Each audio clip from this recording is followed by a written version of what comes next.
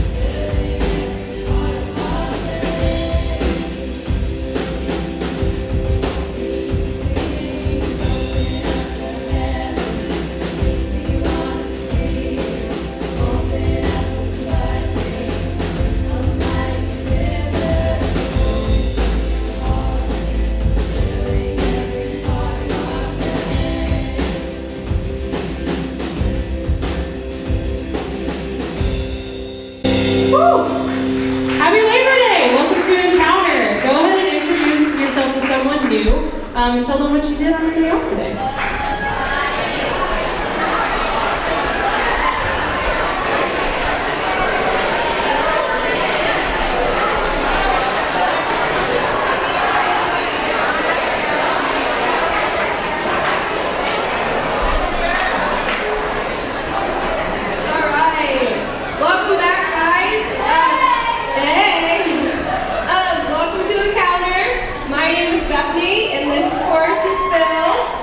Thank you. We are so glad you're here tonight. I hope you guys all really enjoyed your day off. If this is your first time at Encounter, man, we're glad If you want more information or you want a way to connect, there is a welcome table in that back corner by the exit sign, and I suggest that you check it out on your way out tonight. We're happy you guys are back. Yeah, we are starting this week our small groups, and so how many of y'all signed up for one? We're so excited about it. It is, I promise you guys, it's going to be an amazing opportunity to meet people, to let them know who you are, what you care about, what you feel, what you're excited about. If you've never done it before, awesome. We're so glad you're there. You don't need any experience necessary. If you have done a lot of small groups before, amazing. That is super cool too. We're excited to kind of blend all those people together and see what God does. So expect to hear, I think this week, what small group you're in, times, all that good stuff. If you have not signed up yet, it's not too late. We'd love to get you in one. Stop by that welcome table. There are plenty of small group cards out there, and we'll get you signed up for one. Sweet. All right, where are my transfer students at? Yeah! All right, beep, beep, beep, beep. Here's the sitch. This Thursday, 7 p.m., the Steak and Shake on Robb Road. If you are a transfer student, be there. We're going to try to get you out in time for your 8 p.m. small group. Steak and Shake is relatively cheap, but if eating out is not in the budget this week, let an intern know. We're going to help you out with that. That should not be a reason you don't come and connect with other transfer students. If you're a transfer, sophomore, junior, senior, none of the above, it doesn't matter. Transfer students, 7 p.m. dinner, be there this week. Next, we have both men's and women's ministry events coming up. So, we've got a dodgeball tournament for the guys. He's excited. If you want more details, Dustin, the intern oversight for men's ministry, will be in that back corner, has more details at the end of tonight. We also will have the women's ministry kickoff. Ladies, okay, Saturday, 6 p.m., campus house, be there. The end. All right, y'all, we got to end it off with something great. Fall retreats. Let me just give you a taste of what it looks like.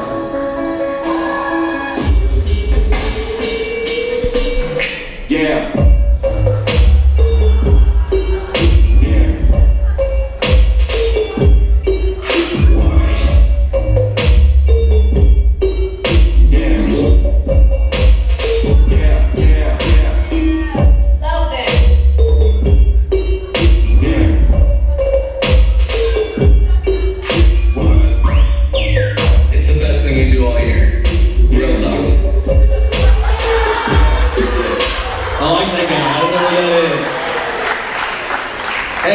If you have never been to one of our fall retreats, that looks buck wild crazy to you.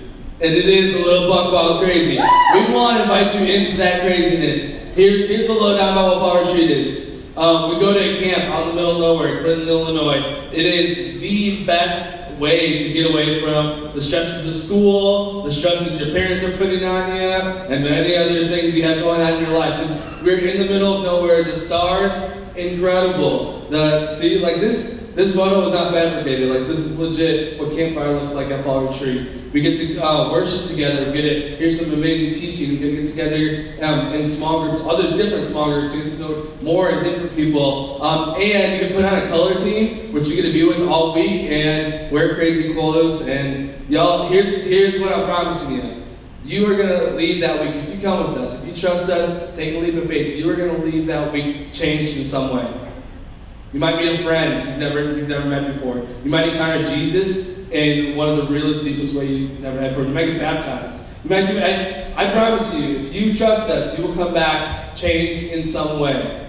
I understand that is also frightening as heck to some people. And so if that is scary to you, talk to somebody about it. Ask someone's experience. Ask them what they think about fall retreat. We don't have to hype up much here because we know it's amazing. And so please, we'd love for you to join us. There are clipboards we're going to pass around right now. We had a ton of people sign up last week. So you are probably one of them. Go ahead and make sure your name's on the list. If you did not sign up, go ahead and flip the paper. You can sign up on that next piece of paper. If you did sign up and you're like, oh, hey, actually I can't go, make sure to cross off your name to keep our count accurate. But this is the truth. We want you there. We want you there. Your year might look completely different if you take this leap of faith September 13th through the 15th and join us at Fall Retreat. Let us know if you have any questions. That is all we got. Why don't you guys go ahead and stand up again and we'll continue to worship.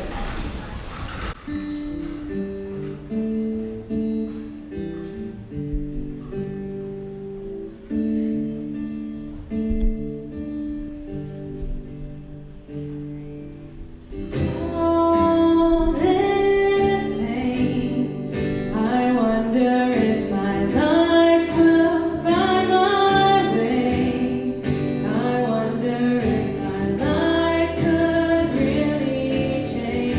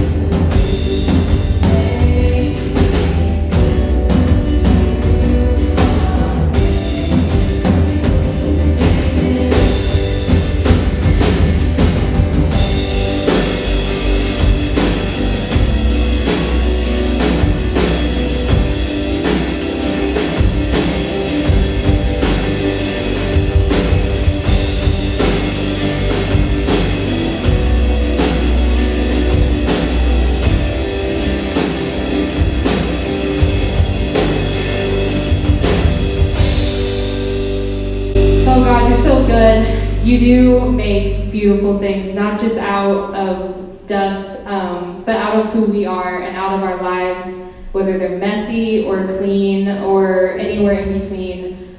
You can take us and you can make us into beautiful things. And we just love you for that, Lord. Bless this night and bless what Ben has to talk about. And we love you. It's in your son's name we pray. Amen.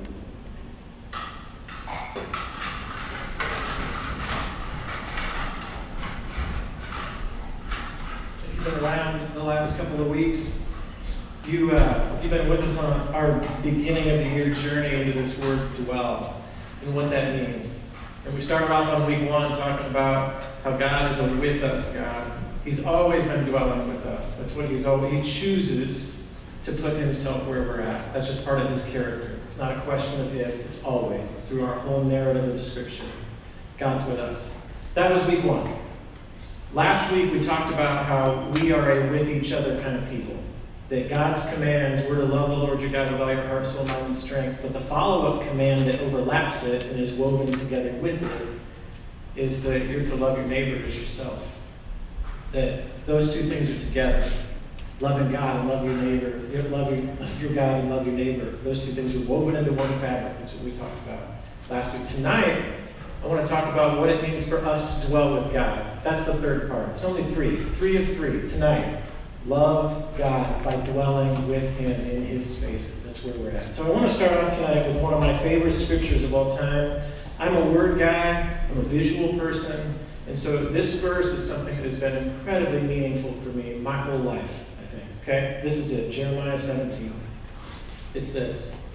Blessed are those who trust in the Lord and have made the Lord their hope and confidence. They are like trees planted along a riverbank with roots that reach deep into the water. Such trees are not bothered by the heat or worried by long months of drought. Their leaves stay green. They never stop producing fruit.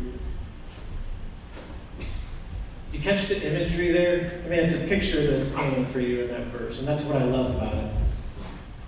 Blessed is the man, blessed is the woman who is like a tree planted by streams of water. To put your roots down deep. And that way drought doesn't even come, it doesn't even bother you because your roots are in that stream that doesn't dry up. Love that image. Love it. Tree planted along a riverbank with roots that run deep. But if I'm honest with you tonight, I don't often feel that way. I kind of live my life in periods where I feel peace some days, and I feel real anxiety other days. You know, in these spaces where I'm kind of up and down.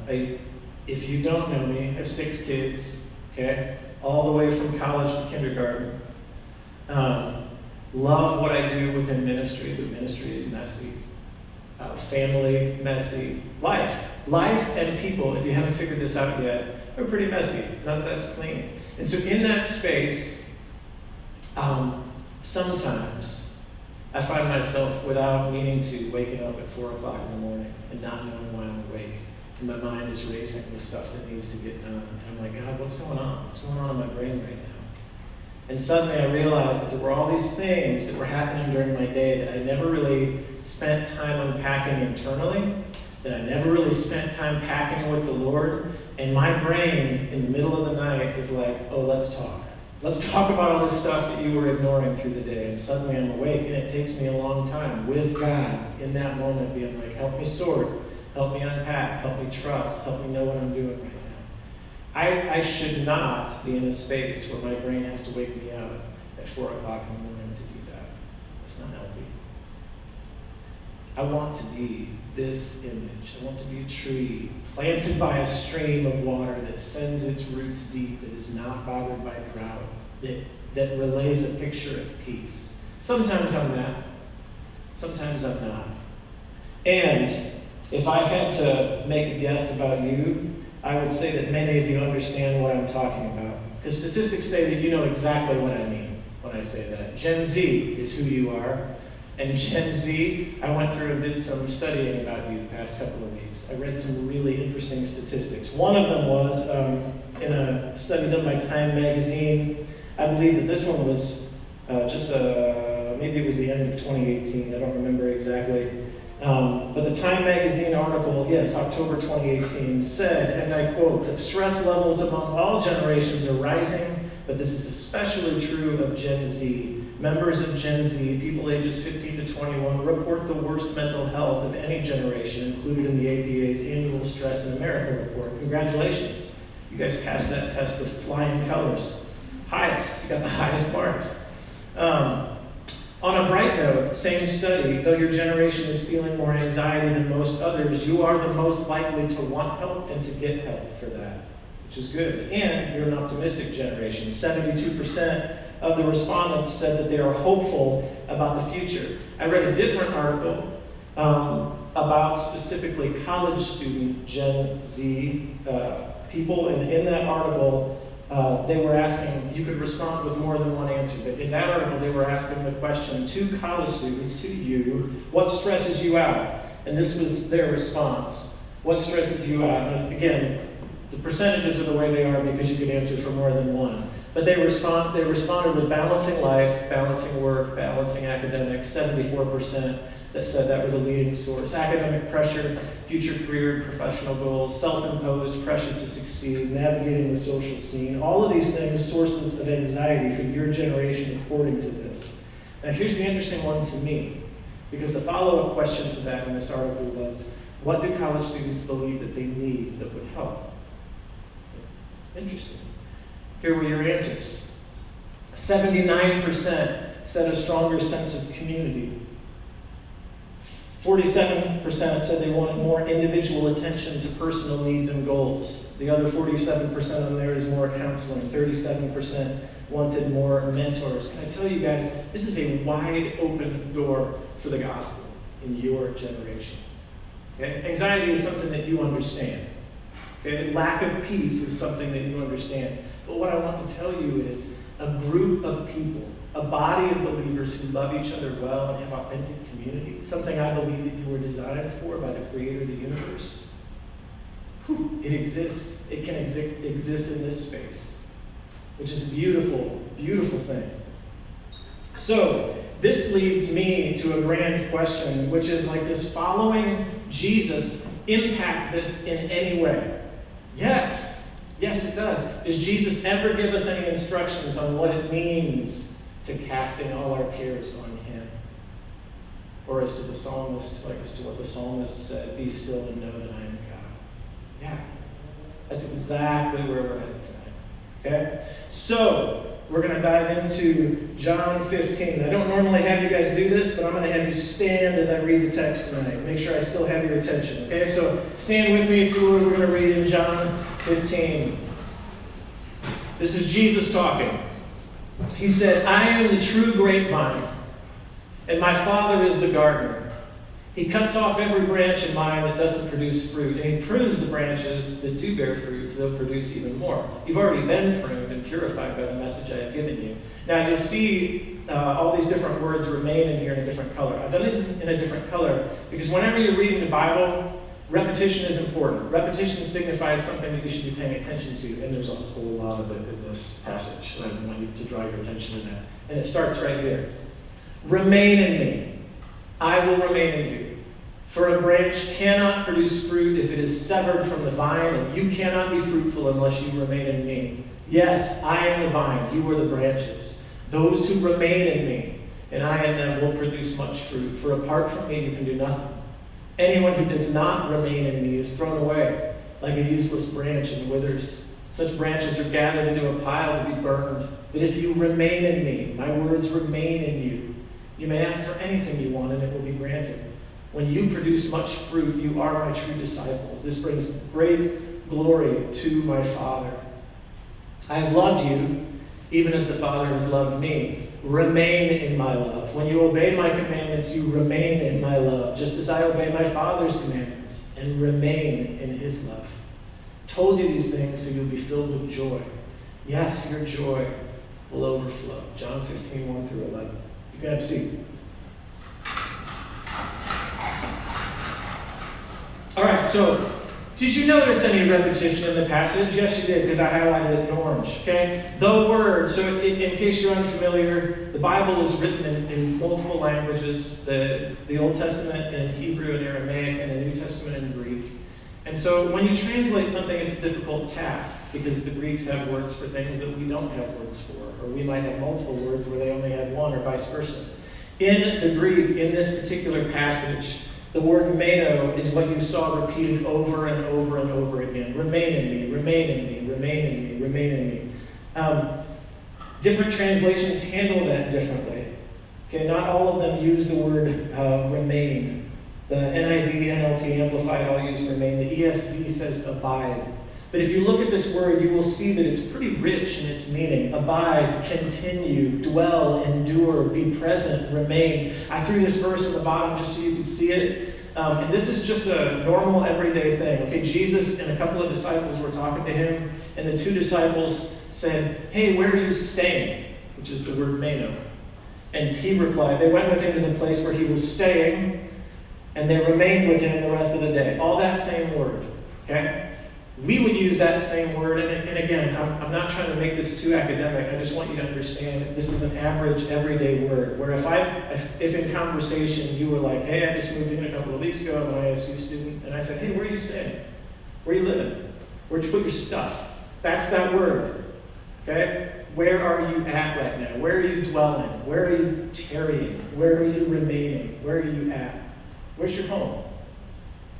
That home can be for 3 weeks. Your parents come in and you introduce me to your parents, and I say, hey, what hotel are you staying at?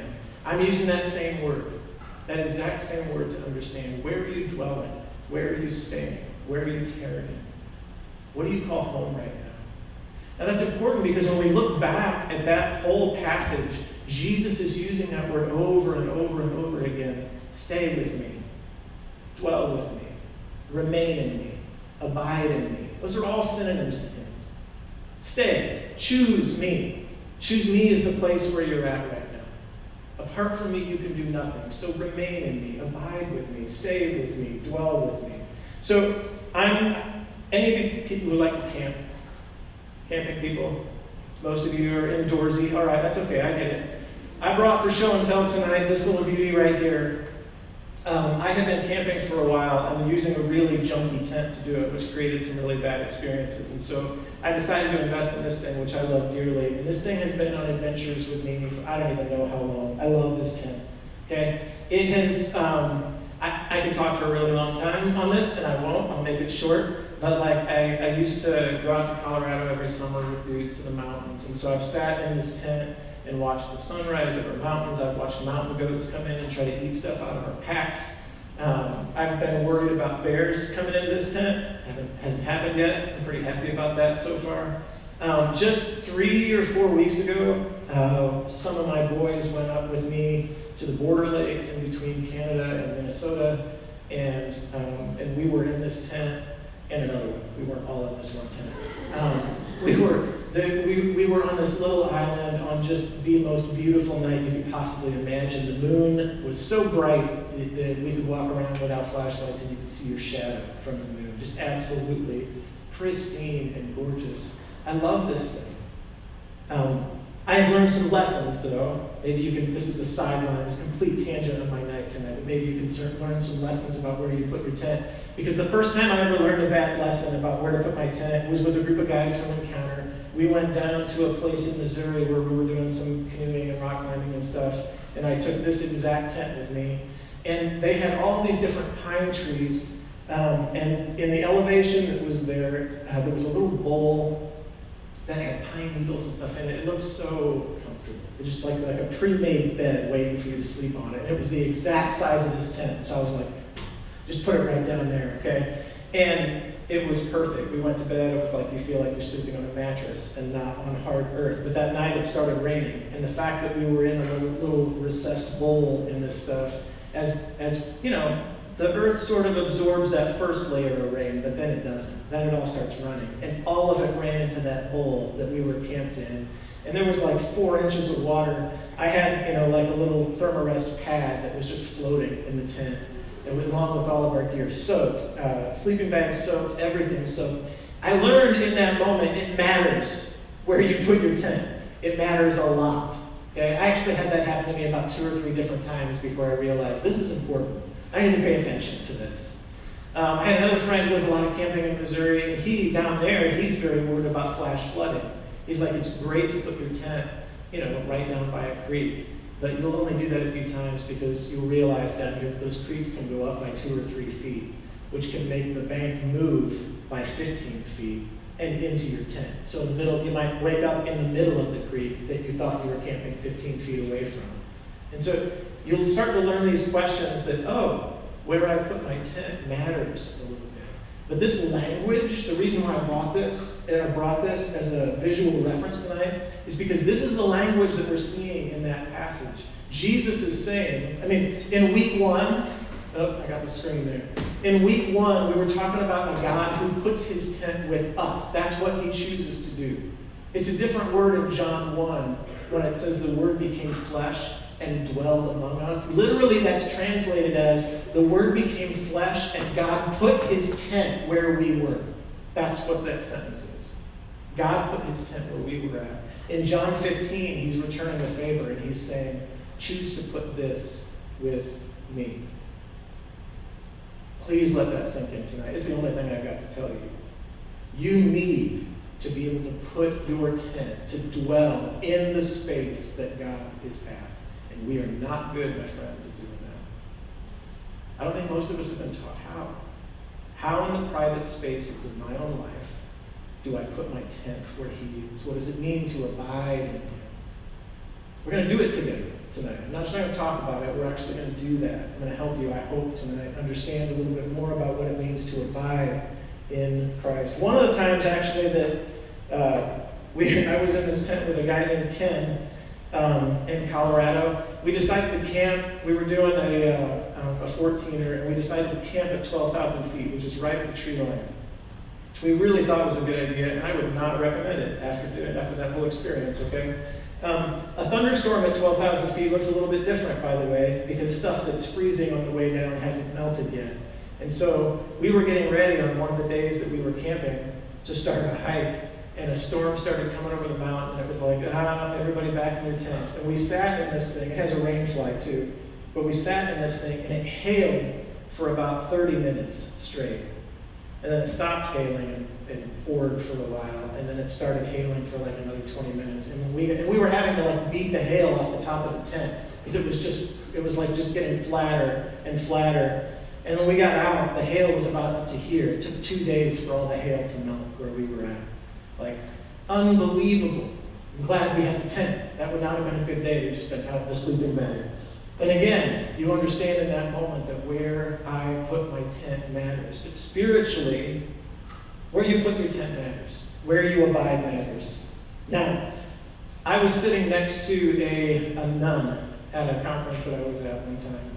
And I asked her, she worked with college students, and I asked her spiritually, like, what's one of her, maybe pet peeves might be the right word. Like, what's one of the things that burns inside of her for college students? Like, why does she do campus ministry? And this is what she said.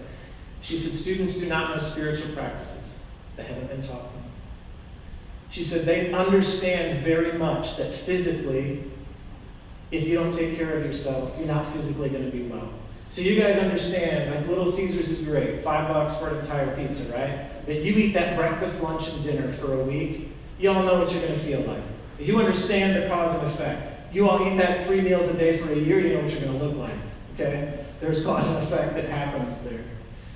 So she said, they understand that physically. Most of them understand it mentally. You know the mental world that you live in, that if you stay in unhealthy spaces, that good things will not be there for you. You can't dwell in those unhealthy spaces. She said they do not understand that spiritually. She said, I believe it's my job to teach them. C.S. Lewis, who I am a huge fan of, he wrote that we are all like machines. And he said, that God himself, as the great designer of the machine, knew what we needed. And he wrote a user manual for us. And he said there's all kinds of great ways to use a machine that look right, but it will damage the machine. I don't know how many of you drive in cars. I don't know how many of you care about oil changes. You don't ever have to add oil to your car. You understand that? You don't ever have to even think about oil for your car. You don't have to. Nobody's forcing you to. Your car probably won't run for very long if you do that. I mean, it's a terrible idea. But you can look at that and you can just completely forget about oil and the fact that it exists. Your engine kind of needs it, and it will only go so far before it absolutely implodes and destroys itself. But what C.S. Lewis is trying to say is there are all kinds of ways that seem right to use a machine but will actually destroy it. And he's talking about our souls. Do you know how God designed a machine to be a tree planted by a stream of water that wouldn't wither when drought comes? That would always bear fruit. It's what I want to be. It's what I want to be. You and I need spaces of reflection. We need spaces of rest. We need spaces where we decide that our tent needs to be firmly in the Lord's camp, to abide, to ask questions of ourselves, and let God be able to answer them. Not just self-reflection, but God reflection in the midst of that. Jesus did this all the time. Let me give you some very quick examples. Mark 1, Jesus spends 40 days in the wilderness before beginning his ministry. Mark 1 also, while it was still dark, Jesus got up, left the house, and went off to a solitary place where he prayed. Mark 3 and Luke 6, Jesus went out to a mountainside and spent the night praying. Matthew 14, after John the Baptist is killed, Jesus goes by boat to a solitary place by himself. Mark 6, Jesus dismisses the crowds and goes up to a mountainside to pray. Luke 22 tells us that the Mount of Olives is a spot that Jesus went to with regularity. Sometimes he goes alone. Sometimes he goes with some or all of his disciples. We're told on some occasions they sang together when they were in the boat. Jesus was incredibly intentional about taking his tent to a solitary place and putting it where the Father was and saying, I'm camped here for a while. This is where my tent belongs, with my Heavenly Father. Where you put your tent matters. Because that's where we attach ourselves to the vine. There's a quote that I ran across studying for tonight that's kind of haunted me. Mary Oliver is an American poet. She's amazing. If you like poetry, please read her. But this very simple quote has been haunting me for the past 2 weeks. Attention is the beginning of devotion. Ponder that for a second. Attention is the beginning of devotion. What Oliver is saying there is where our attention is where our devotion either is or it will be. Now, I don't know how much you know about this, and I'm about to sound like a conspiracy theory guy, so I'm just going to put that caveat out there, all right? Give me a little bit of grace in what I'm about to share. I was listening to a sermon by a guy named Mark Sayers a couple weeks ago as well, and he was talking about how the brightest minds on the planet, this is Mark Sayers, the brightest minds on the planet when JFK was president were trying to put a man on the moon. They took the most brilliant people on the earth and brought them into a space to say, how do we make that happen? He said, the smartest people on the planet right now are being hired by social media companies to figure out how to hold your attention longer. Just seconds. How do we grab this a little bit longer? He said there's a name for them in social media circles. Are you familiar with this? Attention engineers. People who work jobs with teams of psychologists to figure out how to keep you just a little bit longer. So that moment that you're wanting to watch a video and it pops up an ad, you know what I'm talking about, this little skip ad thing down there that you like 5, 4, 3, 2, 1, and you're like, boom, I'm on to my video right now. Like the moment. Did you know that if you wait just a little bit, 2 seconds. In other words, if that video catches your attention just a little bit, you're like, oh, that's kind of interesting, and you're like, no, I don't want to watch that. I'm going to go back to my video. This is the data that feeds an attention engineer because they say, oh, we grabbed him for 2 seconds. That particular ad grabbed for 2 seconds, and it was XYZ. Let's feed more ads that look like that and see if we can get 4 seconds. And before you know it, without even understanding it, you're watching full advertisements because for months they have been curating advertisements because an attention engineer with a team of psychologists has been looking at your profile and trying to figure out how can we get full advertisements into this. When he was talking about it, it was like making me sick to be like, I just need to burn my phone. I need to burn my phone right now. To realize that somebody is manipulating that because they legit want my sleep, and they want my time, and they want my attention. That is a phrase, because if attention is the beginning of devotion, this is why it's been rolling over and over in my head. You have to ask the question right now. If what has your attention has your devotion, then what are you worshiping right now? What am I? I mean, yes, that's a rhetorical question, but please fill in the blank in your head. What has your attention right now? Finding a boyfriend? Finding a girlfriend? The lack of finding a boyfriend or finding a girlfriend? Your classwork? Jobs? Financial pressures? What has your attention? Fortnite? I don't know. What has our attention has our worship. What has our attention is where we have chosen. Whoa, forgot that was there. What has our attention is where we have put this tent. It is where we have planted it. It is where we have staked our claim. It is where we are remaining, where we are dwelling, where we are abiding, where we are choosing to be. What has your attention? Because what has your attention has your devotion. We need regular rhythms in our lives. Regular rhythms that help us put our tent in the right place. Where you put your tent matters. So I got to ask the question, where are you doing that? How are you doing that? When are you doing that? What does that look like for you? Are you doing that? This isn't a guilt or shame talk, okay? I've already confessed to you, I'm with you. And in that place, there's a gap between I see who I want to be and I see who I currently am. And I'm like, God, help me meet you in that space. Do you have a space in your life to honestly reflect and let God speak into those things? We need it. My vision for our ministry is not to be the coolest, is not to have the most stuff, is not to have the coolest worship lighting and the coolest songs and the best sound, is not to be the biggest. All of those things would be fun. But I really think the vision for our ministry is this, that if we can become a people who send our roots down by the stream, and Jesus is doing something real in my heart and in your heart, then that's going to overflow to other people, and our love will spread, and the gospel of Jesus will be made big on this campus. This is not about us putting on a show. It is actually the complete opposite of us turning to the inside and saying, God, what are you doing in me? It does not start with God bring revival out there. It starts with God bring revival in me. And he can't do that yelling over the noise in your life and mine.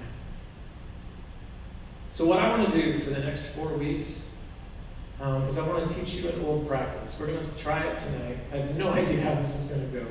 But we're just going to create a quiet space. And I want to do something that's actually a tradition from the Jesuits, which is part of St. Ignatius in the 1600s. Right? And he came up with this practice that's just a practice of self-reflective prayer. There's nothing magical about this. It's not like we're going to be repeating any weird incantations. That's not what I mean. It's this practice where, let me be clear about this because I think I'm being a little bit muddy. This is not just us practicing this on Monday nights. This is meant to be a daily prayer for you, called the prayer of examine. And in that space, so I want to practice it tonight. We're going to take 4 or 5 minutes. You could make it as long as like 10 to 15 minutes. But I'm asking you to try this on your own, in your own space, when you take your own tent and you place it in Jesus and you say, I want to abide in you in this space. I want to teach you a way to do that, an old way to do that. And I mean old. It's just these 5 things. The first part is this, be still. Be still. Become aware of his presence. So in the first part of this prayer, maybe just for 60 seconds, I'm just like, you know what, God, I'm here. Help me recognize that you're here, that you've been here all along, that even when I haven't noticed it, even when I haven't been paying attention, that you're beside me. That's step 1. Step 2 is to be thankful. And your goal is to reflect on the last 24 hours, but through the lens of thankfulness. Not through the lens of bitterness or anger or gossip and be like, God, I hate all this stuff. No, through the lens of thankfulness. Review the last 24 hours in your head. Think about things that are specific. What did you eat? Who did you hang out with? What did you do? You're recalling the last 24 hours as you walk through this with the Lord through the lens of thankfulness. The third one is become aware. In that process, you'll name an emotion. God, what am I feeling? What feeling am I dragging into the room with me tonight? Right now in this space. Anger, shame, guilt, happiness, joy, celebration. And God, help me understand in this moment why. You've already thought through the last 24 hours worth of stuff for you, so God, help me understand how my emotion connects. This does not sound like a 400-year-old practice, does it? Does this not sound incredibly relevant to where we're at right now? God, help me understand how my emotions and my experiences connect. The fourth part is pray. Now, it might sound like you've been praying all along, and you really have. But step 4, usually in steps 2 and 3, some things may come out. In other words, you remember a conversation that bothered you. And you're like, and you've been feeling a little bit agitated, you're a little bit annoyed, and so you're like, hey God, I'm recognizing the fact that I'm bothered and I'm agitated, and I'm realizing part of it is that conversation. Now in step 4, we pray. We say, God, I need help with that. I think I have some forgiveness I need to offer for that. I'm realizing that this has been sitting heavy on me and that it shouldn't be. Will you help me with that, Lord? Maybe there's a sin that's brought to mind, and you're like, God, we need to do some business in this moment. I need forgiveness for that from you. Would you help me?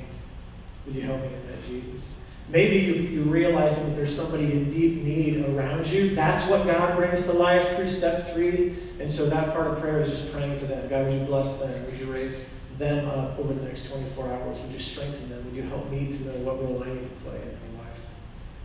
And step 5 is close with hope. Pray for the next 24 hours. Be expectant for what God might be doing. Come to terms with the fact that some of this might be your own action points. God, maybe I need to have a conversation tomorrow with this person. Maybe I need to say I'm sorry. Maybe I need to talk with them. And so in this process, this is a daily process of us saying, let's look at the last 24 hours, not just self-examination, but God examination. Holding this stuff out in front of the Lord and saying, God, help me understand what's happening in my life. This doesn't take long. We're legit talking about 5 or 10 minutes, okay? So here's what we're going to do right now. We're going to walk through that just in silence. And I'll prompt you as those times hit. So let's pray. If you would, just bow your head.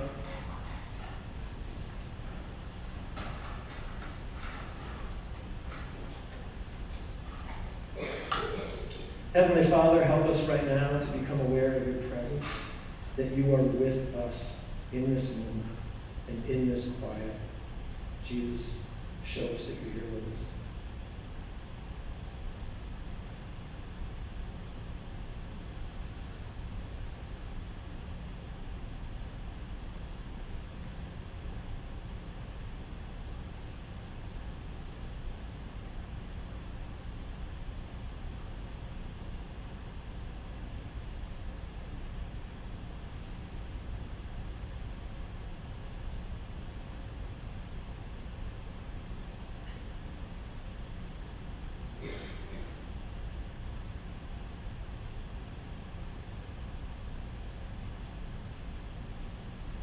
And Father, through the lens of gratitude, of thankfulness, would you help us remember the last 24 hours, to think through the specific details of what we've done, who we've been with, who we talked with, what was important to us. Help us remember the last 24 hours with gratitude, Jesus.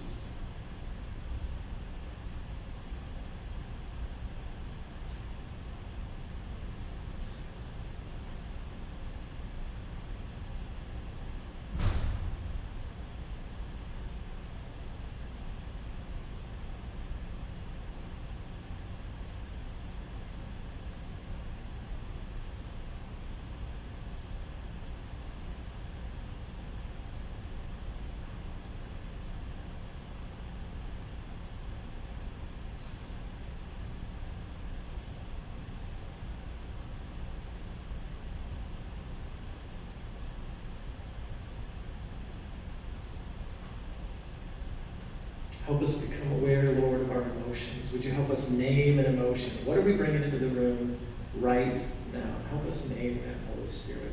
And would you help us understand it, how it connects to the last 24 hours of our lives?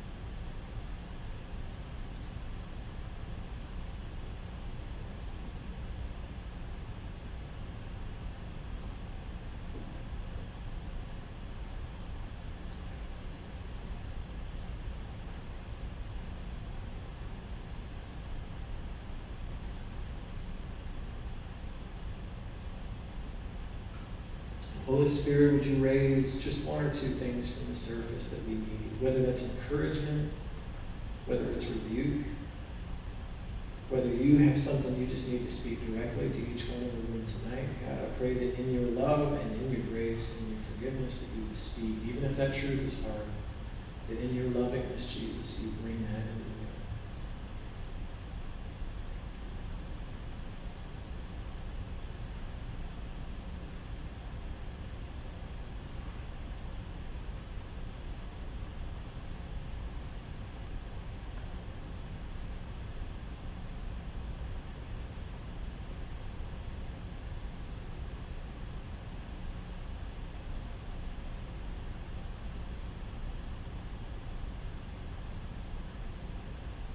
Heavenly Father, we are expectant.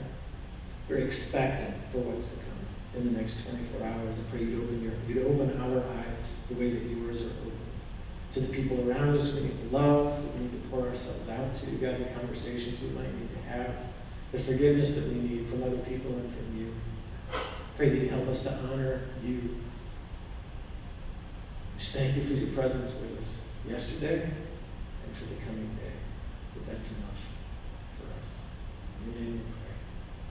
Amen. It's an easy practice.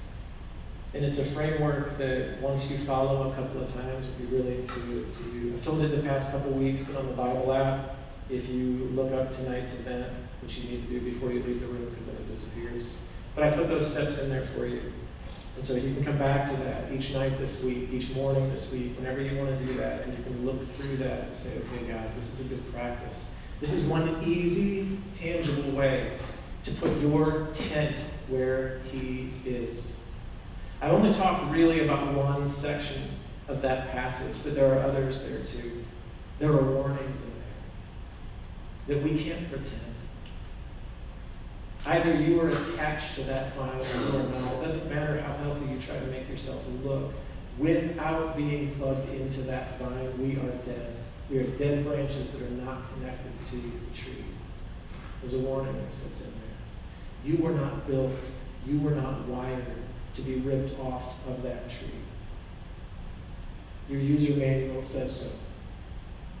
And you won't live long well. You won't live life like a tree planted by a stream of water on your own. Neither will I. So friends, this is a call for you and I both to figure out how to put our tent where Jesus is in a meaningful way. Yes, you can do that in Encounter through worship. Yes, you can do that Sunday morning through worship. Yes, you can pray with other people and that's part of your small group. But what I'm talking about is not a corporate experience. What I'm talking about is you planting yourself deeply where He is. Do that this week.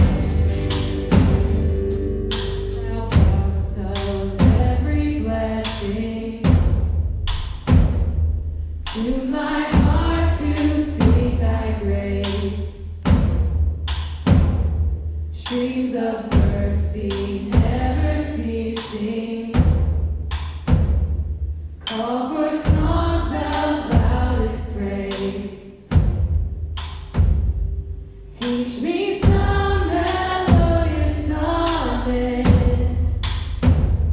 sung by flaming tongues above. Praise the mount I'm fixed upon it,